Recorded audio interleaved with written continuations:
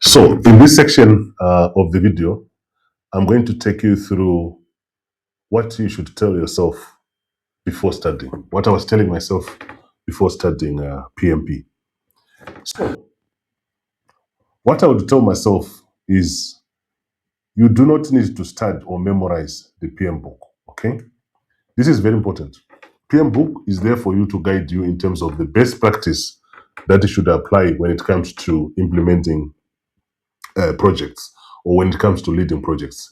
So for your PMP study, you don't need to memorize it, but you need to understand exactly what is in the book, what does it mean, what does it refer to. So that is very important. So you need to start, okay? You need to start to choose the best practice or the best action that a project manager should take. And the second one is you also need to practice scenario questions, okay? This is what I used to do. I used to make sure that I go through a lot of these. I can tell you, I think it's more than 1,200. Some of them I was getting them through the courses. Some of them I was getting them through the project management process. So the other question that you have to go through is also to understand agile. Okay, it's important to understand agile. It is also important to understand what is a hybrid, and it is also important to understand what is predictive. So in a nutshell, predictive is when you are very sure of the scope in the beginning, and you also do all your planning in the beginning.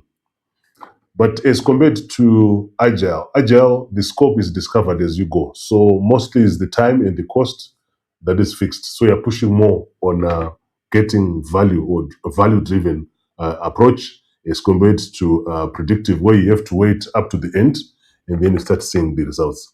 Then hybrid, hybrid can be in two parts. I've seen so many project managers even making some of these mistakes. They think that when you say hybrid, it's only a combination of agile and predictive.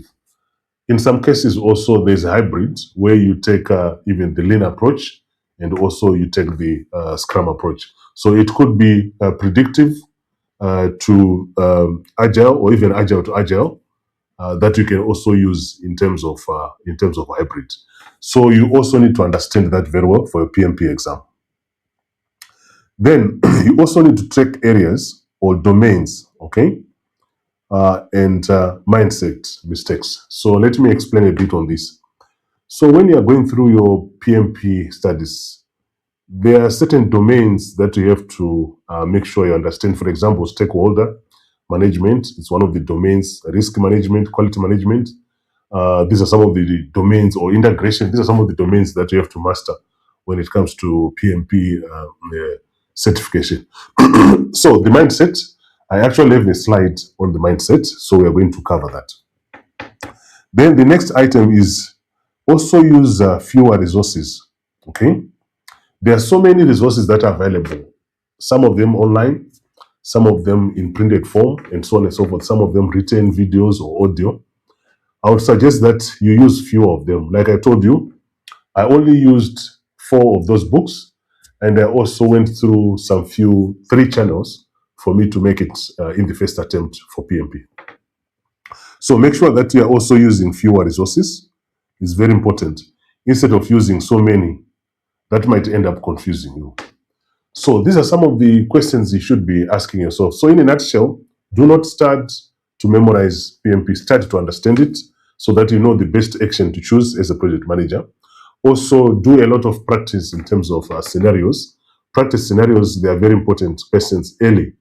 You don't have to wait until you have finished the PMBOK document. No.